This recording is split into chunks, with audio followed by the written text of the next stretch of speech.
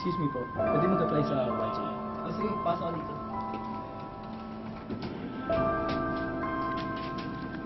Po?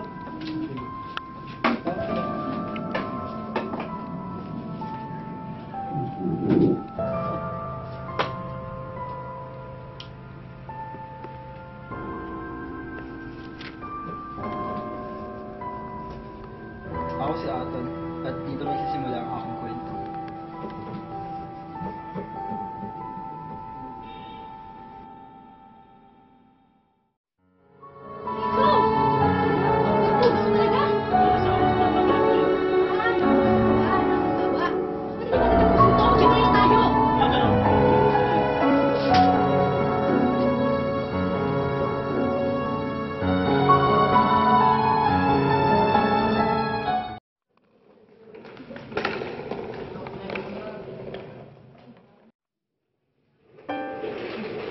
Huwag mong paninimulang magsulat at tumawag ha. Oo, Nay. Mag-iingat ka doon. Hindi na po kailanganin. Iyan niyo po yung kalusugan niyo. Kayo ni Aton. Aton, kung bibigyan ng sakit ng ulo ng lola mo, mag-aaral ka na mabuti at magpakabait. Alis na ako, ha.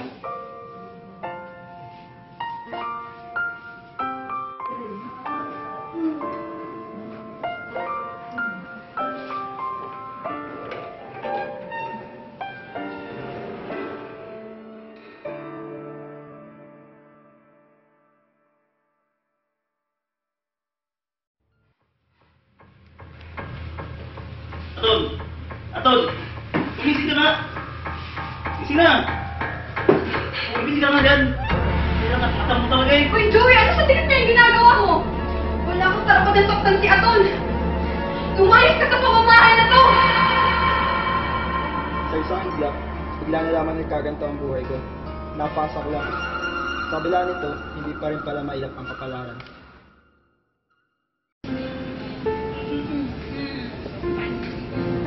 Oh my gosh! Nakapag na ako! Wait lang, wait lang. Oh my gosh! Nakapag na ako! Wait lang!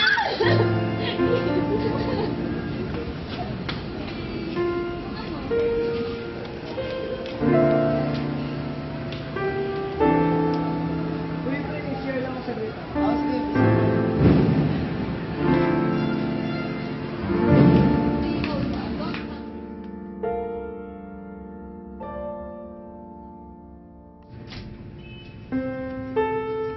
Sige, ako na dito.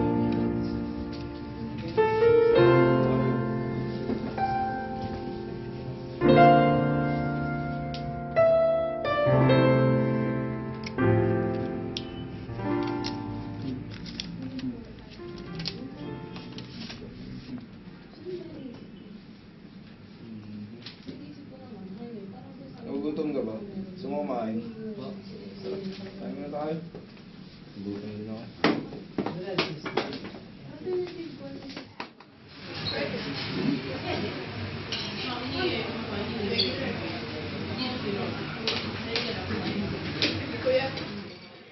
Wala ka. Wala ba kaya? Wala ka tayo. Sige lang. Salamat tayo. At dito na nagsimula ang bagong yugto ng aking buhay kolehiyo. Ako isa ng ganap na YG. Di ko inakalang malaki ang pagbabago magagawa nito sa buhay ko. Dahil sa pagkatanggap, nagpursige ako sa pagtitraining. Pinakita ko sa kanila ang buo kong kakayahan at pinatunayan ang aking sarili. Sa kabilang banda, hindi lahat ay nagdulot ng magandang epekto. Napabayaan ko ang pag-aaral ko. Dahil dito, nagkaroon ako ng mga bagsak. Umabot pa sa puntong pati kami ng lola ko, hindi na nagkakaintindihan dahil sa pagpapabaya ko sa pag-aaral. Nag-away kami at hinaling ko na sa mama ko na ipag-dorm na lang ako.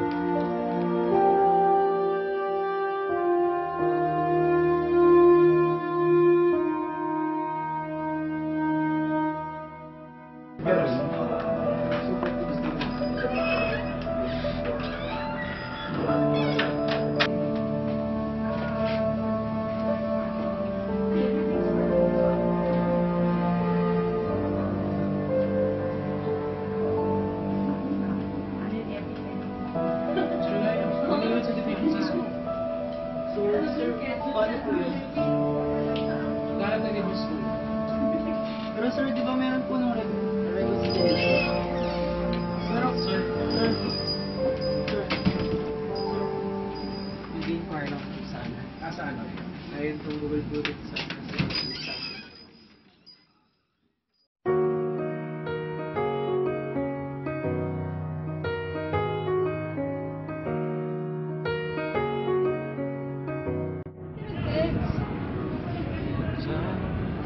Ano yun? Hindi ka naman nag-text ako lang. Ano ba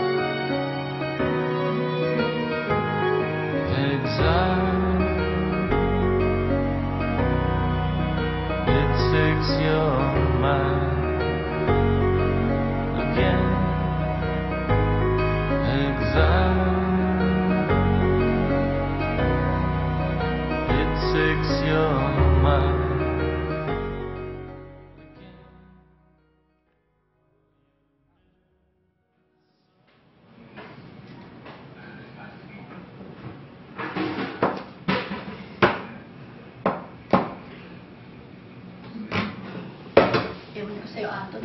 Balak sa buhay mo.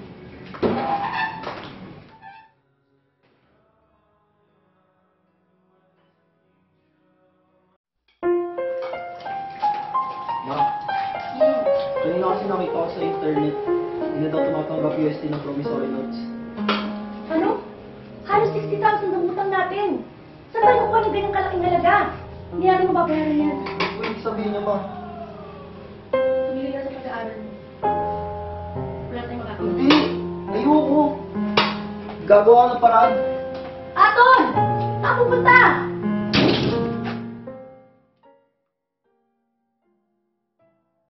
Totoo nga hindi tayo pinapabayaan ng Diyos.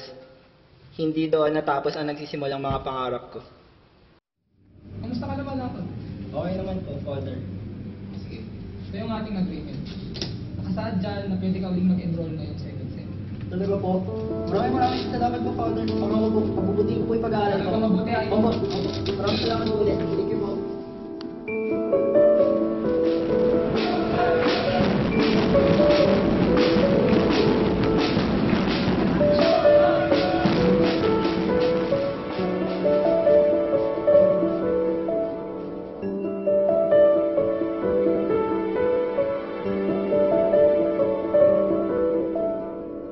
Matapos ang lahat ng aking pinagdaanan, nasasabi kong ako'y isa ng matatag na tao. Sunod-sunod man ang pagsubok na napagdaanan, hindi ako nagpatalo at nilabanan ko ito. Ngayon, alam kong handa na ako sa mas matindi pang hamon ng buhay.